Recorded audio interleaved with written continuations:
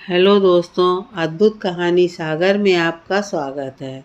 इस कहानी का शीर्षक है शौक। मम्मी जी देखो तो ज़रा, माई भाभी के सूटकेस में कितने सुंदर सुंदर टॉप, जीन्स, स्कर्ट, शॉर्ट्स हैं।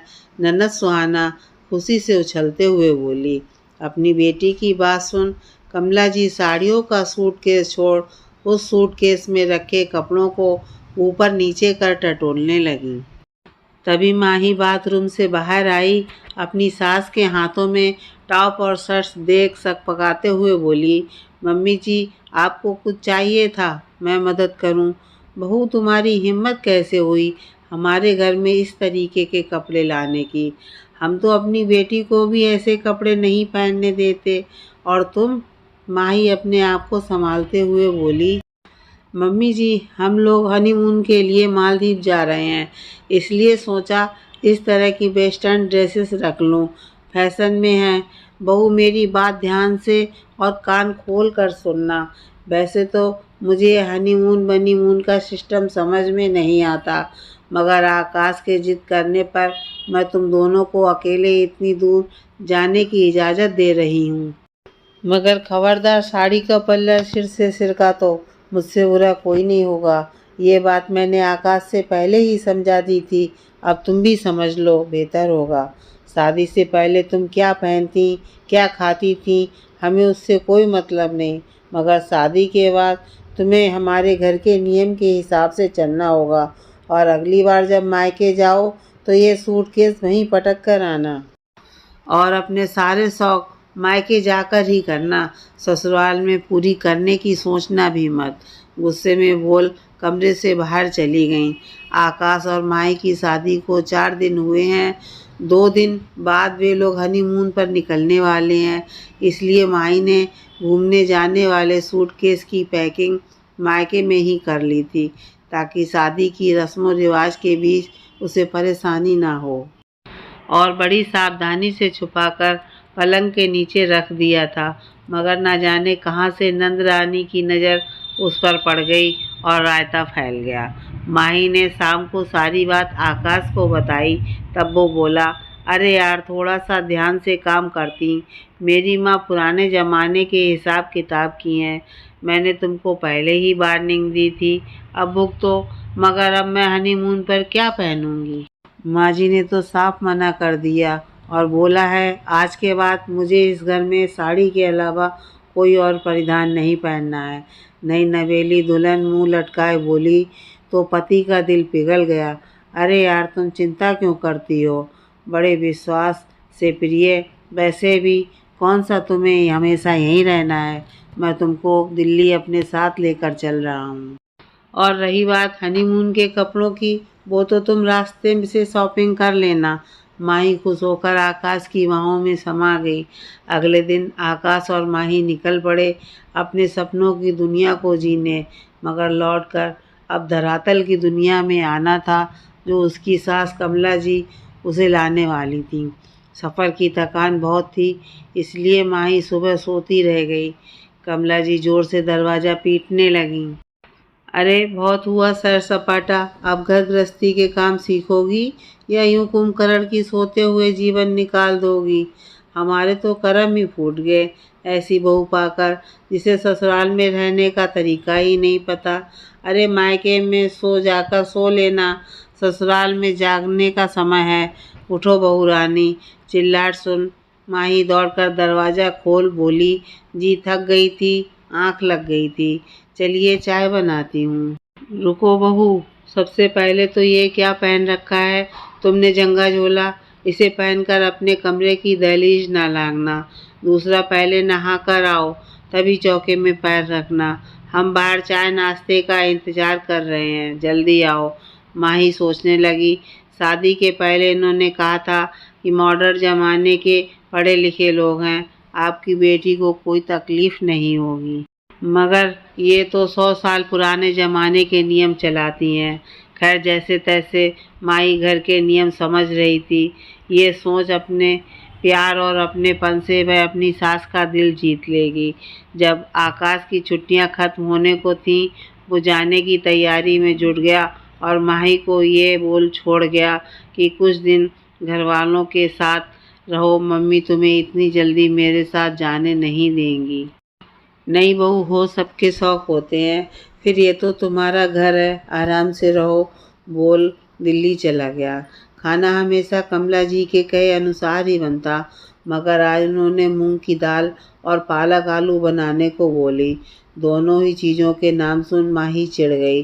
चुपचाप कुकर में दाल चढ़ाने रख पालक साफ कर आलू काट रही थी कि सोचा मूंग की दाल तो मैं खाती नहीं, एक काम करती हूँ, सेब टमाटर की सब्जी बना लेती हूँ, कम से कम 2 रोटी खा पाऊँगी। सोच उसने सब्जी बना डाली। दोपहर में जब सब खाना खाने बैठे तो माई की थाली में अलग सब्जी देख कमला जी भुनभुनाई, ये क्या बहू, तुमने अपने लिए अलग खाना बना लिया, कल को तुम रसोई भी अलग कर लोगी, यही लक्षण सिखाकर भेजे हैं तुम्हारे मायके वालों ने। अरे माँ जी, आप कहाँ की बात कहाँ ले जा रही हैं। मैं मूंग की दाल नहीं खाती, इसलिए सेब टमाटर बना लिया तो कम से कम सबको दो, अकेले क्यों बना खा रही हो। आइंदा ये पसंद की सब्जी भाजी अपने मायके में जाकर बनाना और खाना। अब बना ही ली है तो सुहाना को दे दो, कम से कम तुम्हारे अंदर देने की भावना तो होगी। एक कटोरी सब्जी थी, वह भी आधी देनी पड़ी।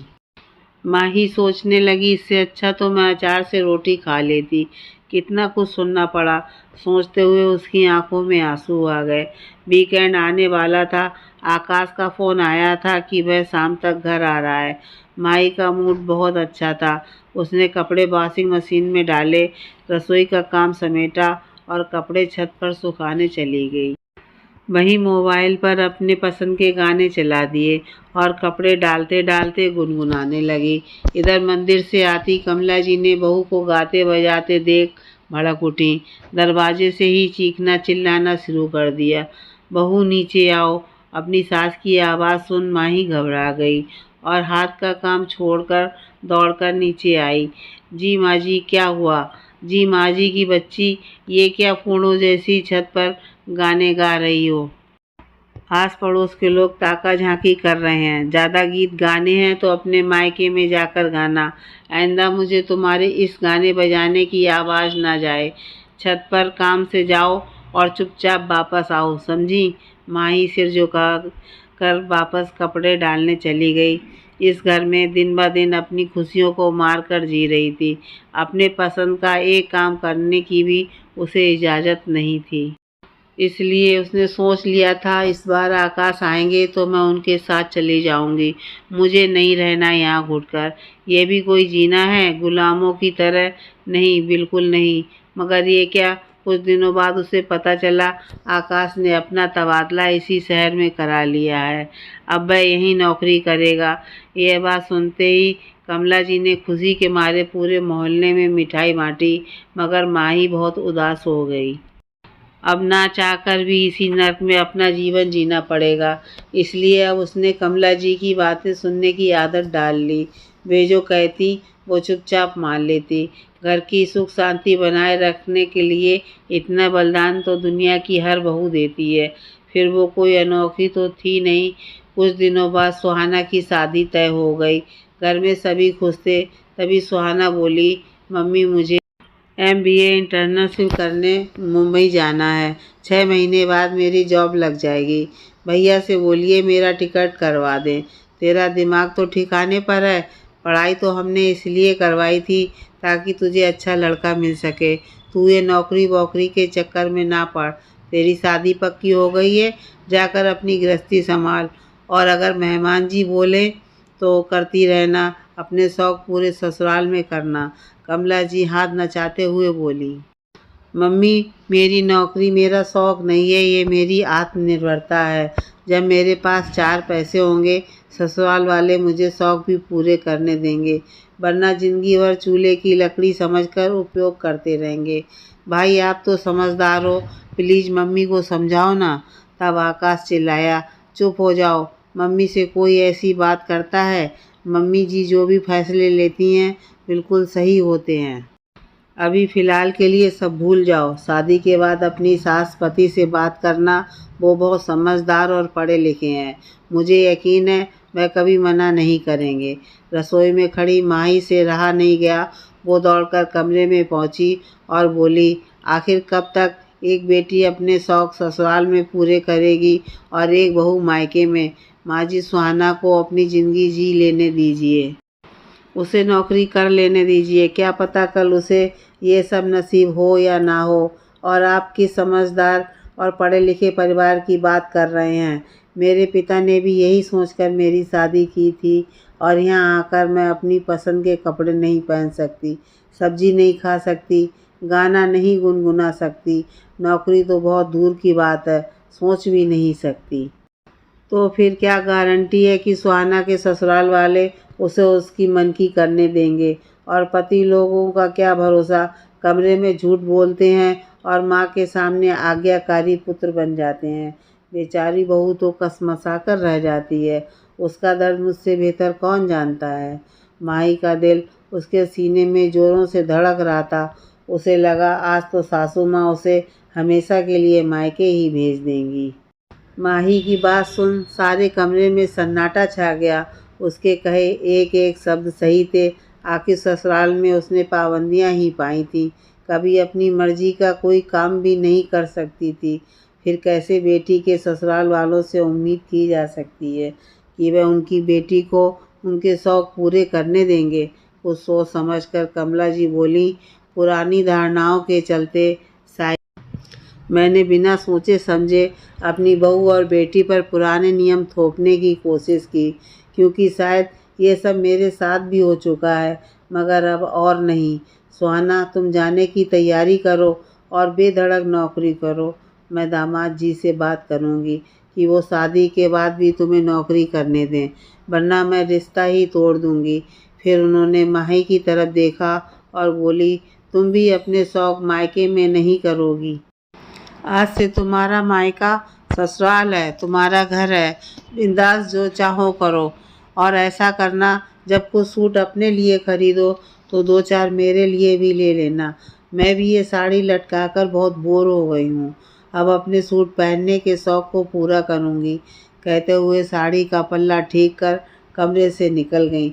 आकाश, माही और सुहाना तीनों हक्के बक्के से खड़े कमला जी को देखते रह गए, क्योंकि इतने सालों बाद उनका हृदय परिवर्तन होना किसी चमत्कार से कम नहीं था।